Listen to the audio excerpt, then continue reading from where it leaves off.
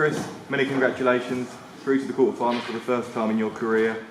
Where does this rank among some of your greatest wins? It's got to be the best. Obviously, biggest competition of the year, and probably I think it is my best performance in the World Championship stage. So, yeah, it's got to be the best performance for me. So many fantastic moments in the game, a terrific standard. The 170 finish in set 4, was that the turning point for you? Yeah, definitely. Obviously, the big fish. Obviously, didn't want to give it too big because Rob himself, numerous times, 4 or 5 times, he missed the bull for a massive checkout. So I was expecting him to follow it. To be fair, but yeah, it's nice to get the big one.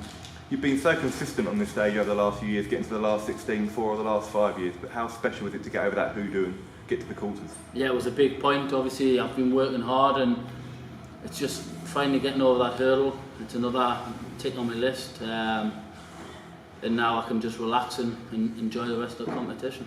And how are those nerves in that final set on the match darts? Bit edgy? Definitely, you seen. I never ever go that way for the 115, so I don't know why I went that way. A massive 7, but yeah, match darts. When the crowd's going like that behind it, it's hard, but hey, I got over it.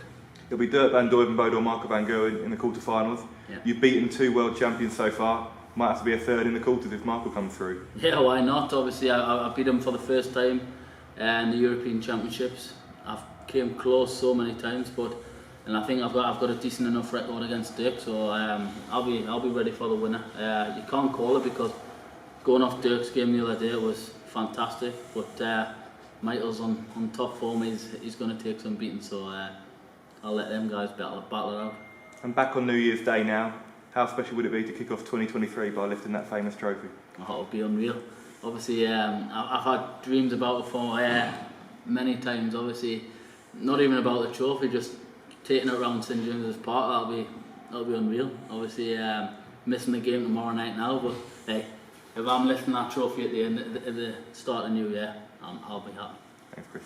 Cheers. Chris, many congratulations. You talked about there being your best, but how important is it not to get carried away with the hype and just settle yourself back down for that quarter final? Yeah, I'll always relax. I'll never go overboard. You just got to take each game as it comes. I'm not one for bragging. It's just nice to finally get over that line, and I've broke one hurdle now. I can relax and just enjoy the rest of the competition. You spoke about it earlier, that win against Michael in Dortmund. Was that kind of a catalyst and the springboard that's given you all this confidence? Because we know how much of a hurdle it was, and to beat him the way you did, since then it's just spiralled.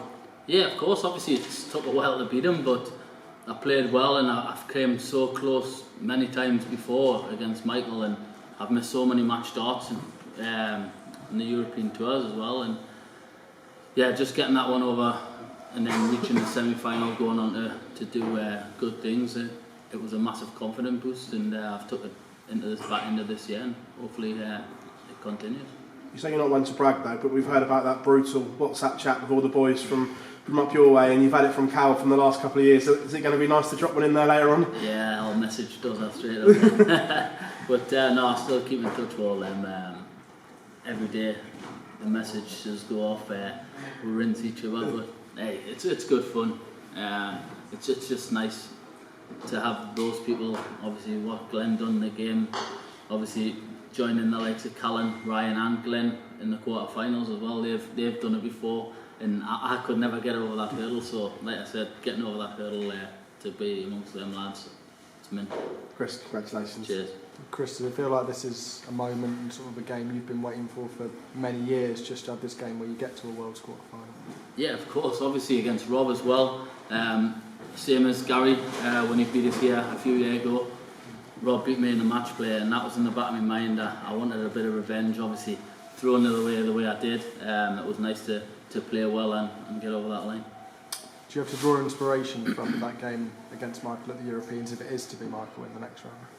Yeah, of course, obviously that was the last time I played him, so if it is Michael, I won the last one, and as people say, you're only as good as your last game. Cheers, Chris. Cheers. Your dad Gordon was a legend in the local dart scene. What will it mean for the family he can even go Nah. miles better. Well, that's it. He's on holiday at the minute. I think they get back on the 2nd, so they'll be straight down if I make the final, and they'll all be watching. He's probably trying to ring us now, but yeah, it's massive. Obviously, the big fans. He gets more nervous than I do, to be fair. That's why he doesn't come. That's why you never see him. It's always my mum, my uncle, and my friends that travel down. He doesn't bother. He gets more nervous than anybody. So will he actually come to the final should you get there? I might borrow him. I'm playing well enough when he's not there. So, Brilliant, congratulations. cheers. Thank you.